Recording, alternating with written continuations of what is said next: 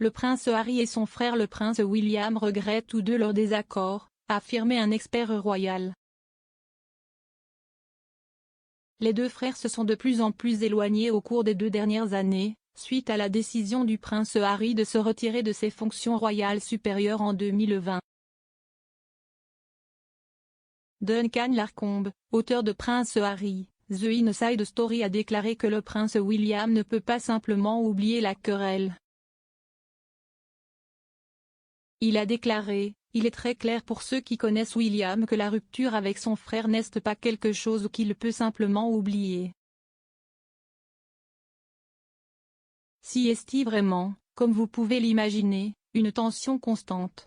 Si est aussi pour Harry, ils sont tous les deux aussi têtus que des mulets. Tout le reste semble aller bien pour William en ce moment, il surfe sur la crête d'une vague dans la plupart des aspects de sa vie, mais malheureusement, il a l'absence du prince Harry, son frère dans sa vie. » Le créateur de la robe de mariée de la princesse Diana était horrifié par la robe, « Je me sentais faible. » La créatrice de robe de mariée de la princesse Diana a été horrifiée lorsqu'elle a vu la robe le jour de son mariage avec le prince Charles.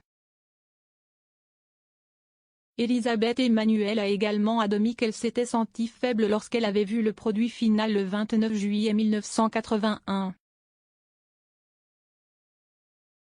Madame Emmanuel a déclaré à l'invitation d'ITV au mariage royal en 2018 qu'elle avait remarqué des plis dans la robe. Elle a déclaré: « Nous savions que cela plisserait un peu, mais quand je l'ai vu arriver à Saint-Paul et que nous avons vu le pli, je me suis en fait sentie faible. » Hearts of Gold. Kate et William laissent les fans ravis alors que le couple fait preuve de solidarité avec l'Ukraine.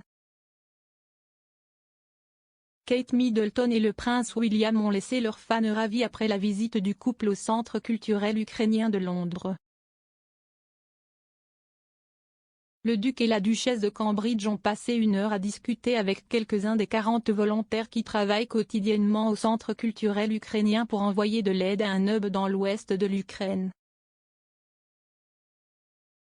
L'aide est ensuite transférée aux personnes en première ligne. Dans le club social de Holland Park, dans l'ouest de Londres, qui regorge de boîtes de premiers secours, de médicaments en vente libre, de nourriture pour bébés et adultes, ainsi que de manteaux et de chaussettes militaires, le couple a parlé à des volontaires prenant des appels de personnes partout. La Grande-Bretagne offre son aide. La reine a fait une exception rare pour Meghan Markle dans la relation avec le prince Harry. La reine Elisabeth II a fait une exception rare pour Meghan Markle avant qu'elle ne rejoigne officiellement le cabinet, a affirmé un expert royal dans un récent documentaire.